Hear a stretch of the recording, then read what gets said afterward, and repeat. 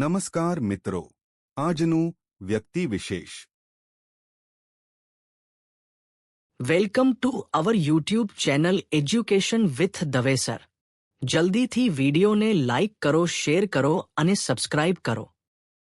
ચાલો આજે વાત કરીએ વિજ્ઞાનના એક એવા મહાન વ્યક્તિત્વની જેમણે આપણને એ સમજાવ્યું કે આખું બ્રહ્માંડ કઈ રીતે કામ કરે છે.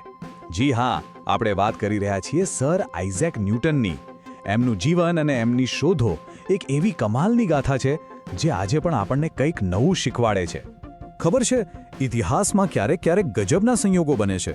1642નું વર્ષ જુઓ, જે વર્ષે વિજ્ઞાન જગતના એક મોટા સિતારા ગેલિલિયો આ દુનિયા છોડી ગયા, બરાબર એ જ વર્ષે ઇંગ્લેન્ડના એક નાનકડા ગામડામાં ન્યૂટનનો જન્મ થયો. એવું લાગે જાણે કુદરતે એક વૈજ્ઞાનિક મશાલ એક હાથમાંથી લઈને બીજા હાથમાં સોંપી દીધી હોય. પણ આટલી મહાન પ્રતિભાની શરૂઆત થઈ ક્યાંથી? એમનામાં આ જિજ્ઞાસા આવી ક્યાંથી? તો ચાલો સીધા જઈએ એમના બાળપણમાં અને જોઈએ કે એમની આ અસાધારણ સફરની શરૂઆત કેવી રહી. એવું નહોતું કે ન્યૂટન નાનપણથી ખાલી પુસ્તકોમાં જ ખોવાયેલા રહેતા હતા. એમનું મગજ તો ચાલતું જ હતું, પણ એમના હાથ પણ એટલા જ કુશળ હતા. એમને જાતની નાની પણ જટિલ વસ્તુઓ બનાવવાનો ભારે શોખ હતો.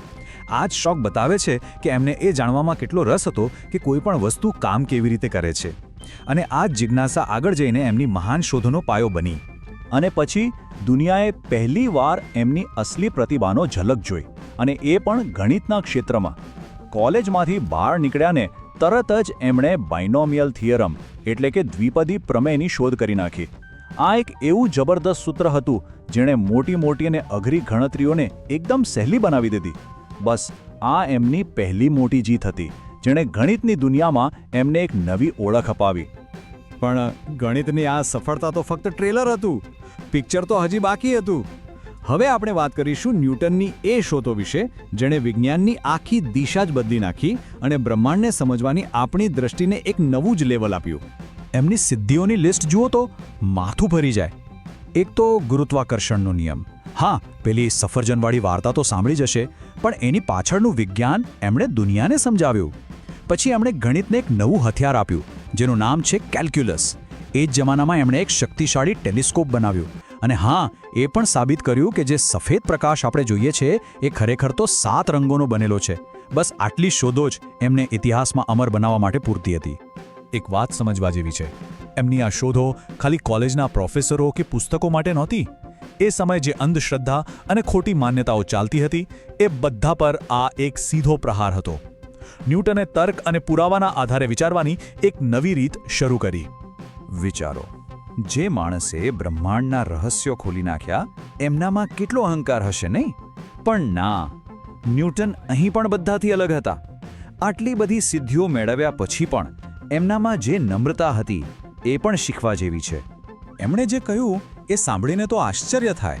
આટલી બધી શોધો કર્યા પછી એમને કહ્યું, હું તો બસ એક નાનકડા બાળક જેવો છું જે સમુદ્ર કિનારે રમી રહ્યો છે અને મારી સામે તો સત્યનો આખો મહાસાગર હજી શોધાયા વગરનો પડ્યો છે. આ શબ્દો એમની જ્ઞાન પ્રત્યેની ઊંડી સમજ અને નમ્રતા દર્શાવે છે. અને એમની નમ્રતા અહીં જ નથી અટકતી. એમણે ક્યારેય પોતાની સફળતાનો બધો શ્રેય પોતાને ના આપ્યો. એમનું કહેવું હતું, જો હું બીજાઓ કરતાં દૂર સુધી જોઈ શક્યો છું તો એનું કારણ એ છે કે હું મહાન લોકોના ખભા પર ઊભો છું. મતલબ કે એ પોતાના પહેલાં થઈ ગયેલા વૈજ્ઞાનિકોના કામને હંમેશા માન આપતા હતા. હવે જે માણસે દુનિયાને આટલું બધું આપ્યું, એમને દુનિયાએ શું પાછું આપ્યું? એમના જીવનના છેલ્લા વર્ષોમાં એમને ખૂબ માન સન્માન મળ્યું.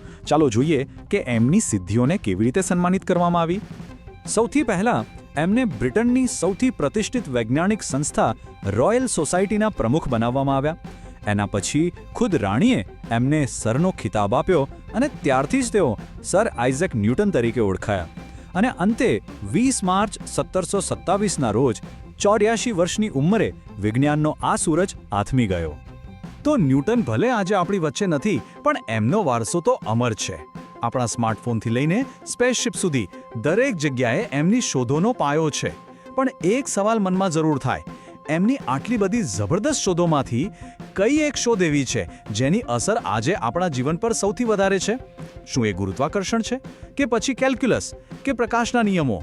જરા વિચારવા જેવી વાત છે નહીં? પૂરો વિડિયો જોવા બદલ આપનો આભાર. જો આપને વિડિયો ગમ્યો હોય તો ચેનલને સબસ્ક્રાઇબ કરવાનું ભૂલતા નહીં, સાથે શેર કરવાનું પણ ભૂલતા નહીં. જો કોઈ વ્યક્તિ વિશેષ વિશે તમે જાણતા હોય તો જરૂર કોમેન્ટ કરજો, જેથી તેની માહિતી આપણી ફેમિલીને મળતી રહે. જો કોઈ મંતવ્ય હોય તો જરૂર જણાવવા વિનંતી. આભાર.